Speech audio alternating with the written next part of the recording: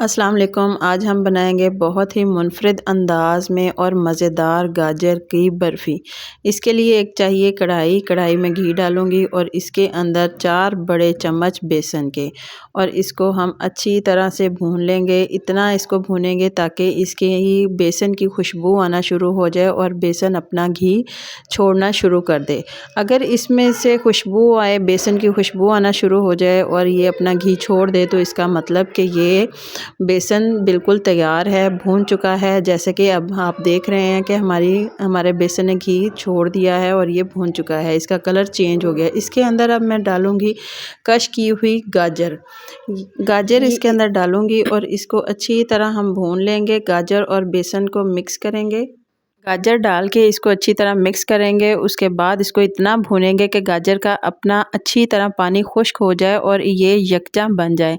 इसके बाद हम डालेंगे 1 गिलास दूध। 1 गिलास दूध डालने के बाद इसको अच्छी तरह मिक्स करेंगे और इसको हल्का सा हम पकाएंगे।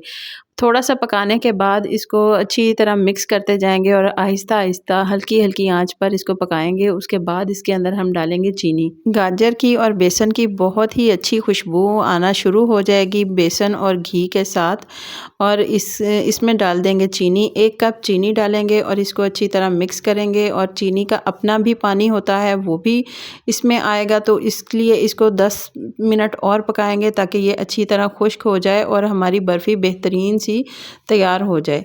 इसके बाद अब हम इसकी आग बंद कर देंगे। देखें किस तरह पैन ने हमारा हलवा बिल्कुल अलहदा छोड़ दिया है। और इसके अंदर अब हम डालेंगे सब्ज़ इलायची। अगर आप सब्ज़ इलायची का पाउडर डालना चाहें तो वो भी डाल सकते हैं। इसकी बहुत ज़्यादा खुशबू आती है और खाने में ये बहुत ही मज़ेदार लगता है। इसका टेस्ट बहुत ज़्यादा अच्छा आता है। हमारी गाजर की बर्फ़ी तैयार हो चुकी है। अब इसको हम प्लेट में निकालेंगे और हल्की सी ठंडी होने पर इसकी हम अच्छी सी डेकोरेशन करेंगे और इसको सेट करेंगे अच्छी तरह। और इसके ऊपर आप जो भी आपका ड्राई फ्रूट में जो भी आपका दिल करे वो आप इसके ऊपर लगा सकते हैं, लेकिन मैंने इसके ऊपर हल्का सा कोकोनट और थोड़े से बादाम लगाए हैं। आपको जो पसंद हो आप इसके ऊपर वो लगाएं। और इसको थोड़ी देर के लिए ठंडा होने के लिए फ्रीज़र में रख दें और इसके छोटे छोटे पीसीस करके इसको ये बहुत ही अच्छी और मज़ेदार मुनफरिद सी रेसिपी है। ये बड़ों सब बच्चों सबको बहुत ही पसंद आने वाली रेसिपी है। अगर आपको ये मेरी रेसिपी पसंद आए तो प्लीज़ इसको लाइक करें, शेयर करें, सब्सक्राइब करें। दुआओं में याद रखें। बहुत शुक्रिया। अल्लाह हाफिज़।